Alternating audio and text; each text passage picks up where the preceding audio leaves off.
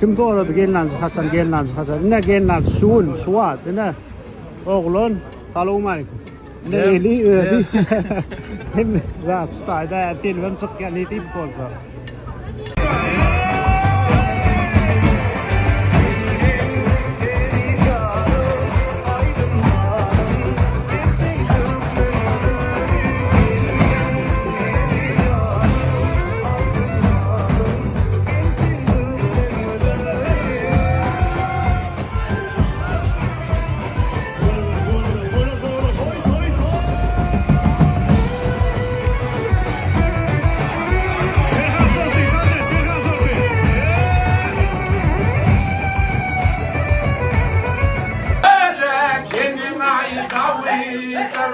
Hay alle yalle ya ahat suda ya ahat suda kapına gelir ay at suda akali kaçağın getirdi buda ak yürek bilen ay at suda hay alle yalle ya canım can alle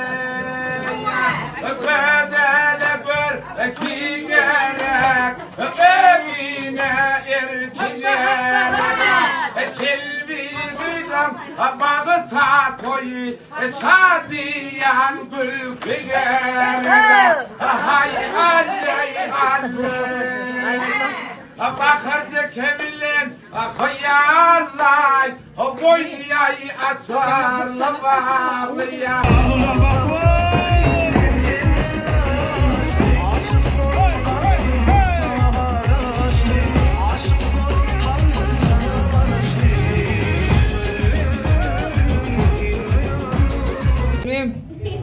Şahsi tibi.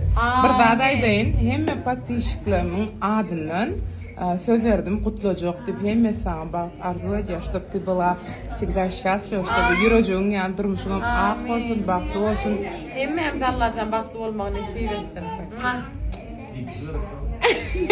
ne versen ver operator diyor. Нас продолжаем.